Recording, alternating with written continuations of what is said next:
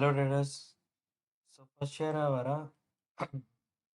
KPR मिल को अगर हम 5 मिनट के टाइम फ्रेम पे देखते हैं तो ये शेयर कंटिन्यूसली हायर हाई पे हायर हाई लगा रहा था। उसके बाद इसने अपनी ट्रेंड लाइन का ब्रेकआउट दे दिया और ब्रेकआउट देने के बाद आज आज अगर आप इसे देखते हो तो मैंने कल भी मार्केट में एक्सप्लेन किया था कि कल की वॉच लिस्ट पे भी कि हमने वेट करना है कि एक रेड कैंडल बने और उसके बाद एक ग्रीन कैंडल बने, एक पुल बैक आए, थोड़ा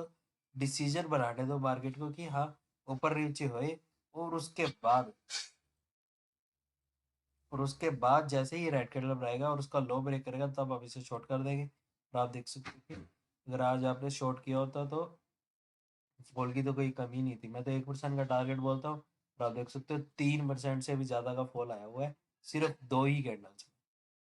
देख सकते हो गाइस। तो टारगेट कभी भी छोटा नहीं रखना है, टारगेट मिनिमम 1% का लगा के चलना है।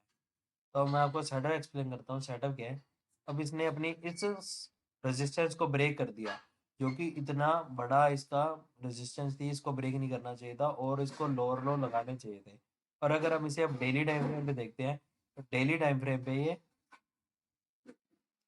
ये इसका ऑल टाइम हाई था जिसको इसने ब्रेक किया हुआ था और उसी से ही अब इसने सपोर्ट ले लिया है और ये वापस से इतनी बड़ी शार्प बाइंग आ गई है अब इसमें।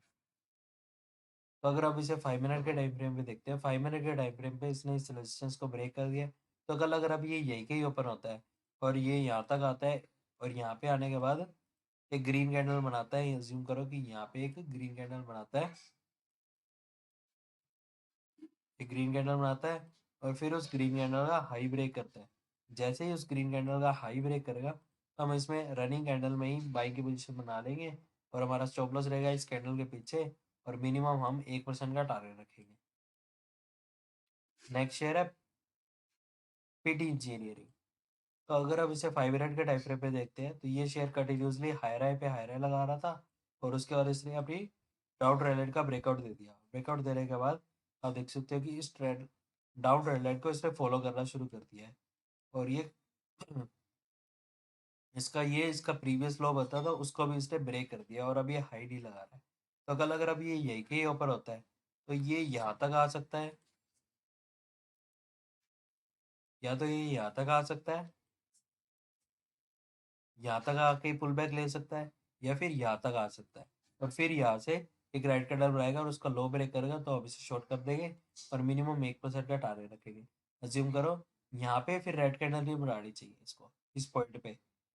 पे अगर रेड कैंडल बनाता है तो कोई बात नहीं, बट उस रेड कैंडल का लो नहीं ब्रेक होना चाहिए। जैसे ही यहाँ पे आते ही इसने एक रेड कैंडल बनाएगा और इस रेड कैंडल का लो ब्रेक करेगा, लो ब्रेक करते ही हमने पोजीशन बढ़ा ले लिया है। जैसे ही लो ब्रेक होएगा और इसके ऊपर हमारा स्टॉप लॉस रहेगा और 1% का आप टारगेट रखेंगे। जिम करो कि यहाँ पे एक रेड कैंडल बनती है यहाँ के, तो इसके जस्ट नेक्स्ट ग्रीन कैंडल बन के ऊपर चला जाए तो हमें कोई दिक्कत नहीं होगी, लेकिन इसका लो नहीं ब्रेक होना चाहिए इस रेड कैंडल का। ज्यूम करो कि मार्केट और ऊपर चलेगी और उसके बाद वहां ऊपर जाके ये रेड कैंडल बनाई, उसका लो ब्रेक किया, तभी हम इसे शॉर्ट करेंगे, अदरवाइज नहीं करेंगे। रेड कैंडल का जहाँ पे भी अगर यहाँ के रेड कैंडल का लो ब्रेक कर देता है तो अब यहाँ से शॉर्ट कर देंगे, नहीं तो यहाँ से ही शॉर्ट करेंगे जहाँ पे भी रेड कैंडल का लो ब्रेक हो। नेक्स्ट शेयर है ग्रेविटास। ग्रेविटास को अगर हम 5 मिनट के टाइम फ्रेम पे देखते हैं तो ये शेयर भी कंटिन्यूसली हायर हाई पे हायर हाई लगा रहा था और इस ट्रेंड लाइन को फॉलो कर रहा था और अब इसने अपनी ट्रेंड लाइन का ब्रेकआउट दे दिया और काफी सारे प्रीवियस लोज भी ब्रेक कर दिए, जो कि कंप्लीटली इंडिकेट करता है कि अब ये डाउन ट्रेंड पे आ चुका है। बट इन द एंड एकदम से इसमें शार्प बाइंग आई और अब शार्प बाइंग आने के बाद इसने फिर से वापस सेलिंग आ गई। तो कल अगर ये यहीं के ही ओपन होता है और ये कुछ यहाँ तक जाता है, यहाँ तक जाने के बाद एक यहाँ पे आके वापस एक रेड कैंडल बनाए और उसका लो ब्रेक करे तो अब इसे शॉर्ट कर देंगे और मिनिमम हम 1% का टारगेट रखेंगे और प्रीवियस इसके पीछे हमारा स्टॉप लॉस रहेगा। नेक्स्ट शेयर है आईटीआई। आईटीआई को अगर हम 5 मिनट के टाइम फ्रेम पे देखते हैं तो ये शेयर भी कंटिन्यूसली हायर हाई पे हायर हाई लगा रहा था और उसके बाद इसने अपनी टेलरेट का ब्रेकआउट दे दिया और ब्रेकआउट देने के बाद फिर लोअर लो पे लोअर लो लगाने लग गया। और आप देख सकते हो कि जैसे इसने अपनी डाउन ट्रेंड का ब्रेकआउट दिया, लेकिन ये इस रेजिस्टेंस से पुल बैक लेके नीचे आ गया। जो ये इसकी डाउन ट्रेंड लाइन का जो इसने ब्रेकआउट दिया था ये सस्टेन नहीं किया और सेलर्स ने दबा दिया। तो कल अगर भाई ये एक ही ओपन होता है और ये यहाँ तक जाता है यहाँ पे आने के बाद एक राइट कैंडल बनाता है और उसका लो ब्रेक करता है, तो हम इसे शॉर्ट कर सकते हैं और मिनिमम हम 1% का टारगेट रखेंगे। ज्यूम करो कि यहाँ पे जैसे ये दोनों रेड कैंडल्स है और इसका लो ब्रेक होते ही हमने पोजीशन बना लेनी है और इसके पीछे हमारा स्टॉप लॉस रहेगा और मिनिमम हम 1% का टारगेट रखेंगे।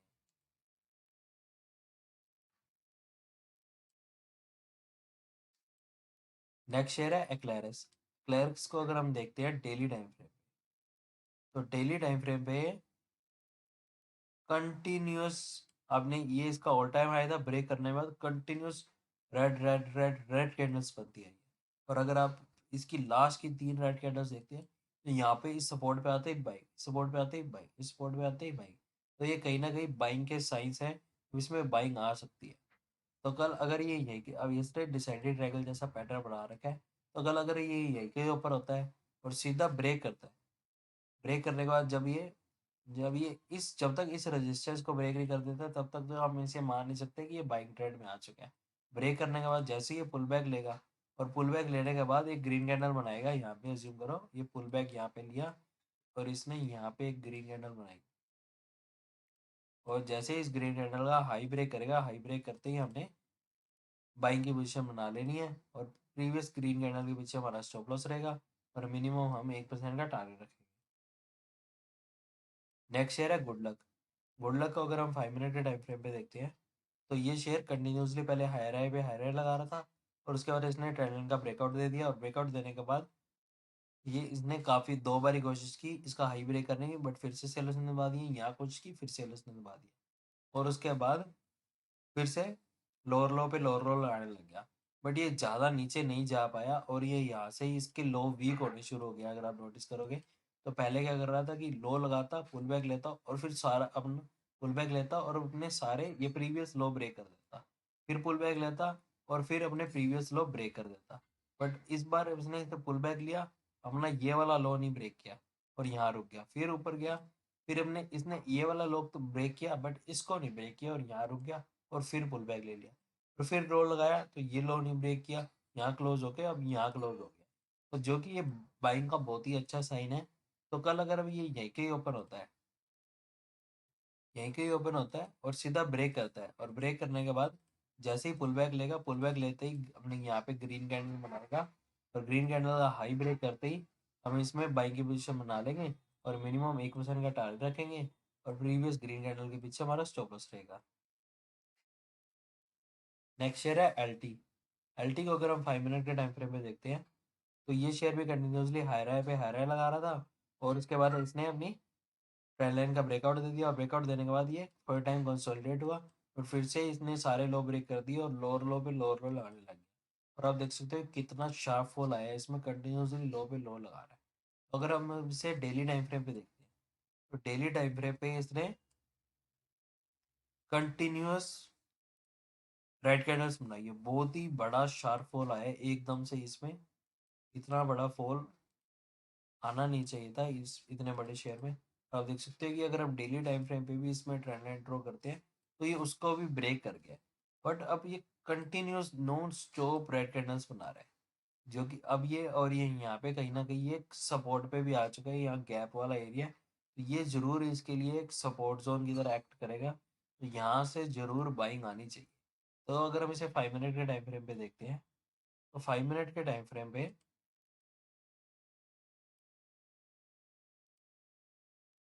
5 मिनट के टाइम फ्रेम पे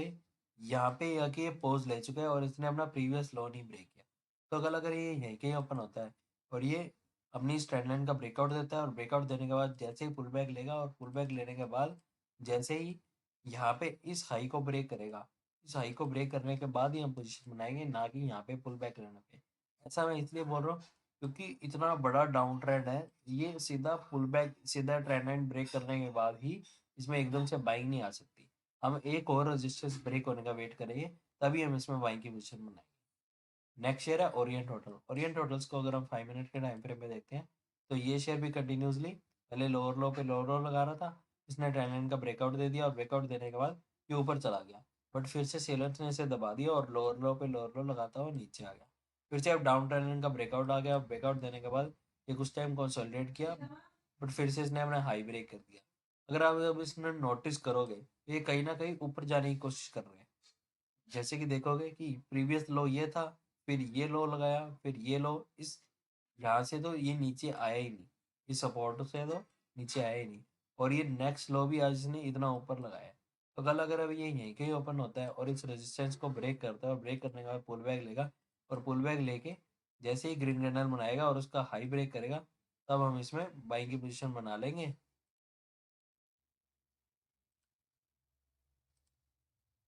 और मिनिमम 1% का टारगेट रखेंगे,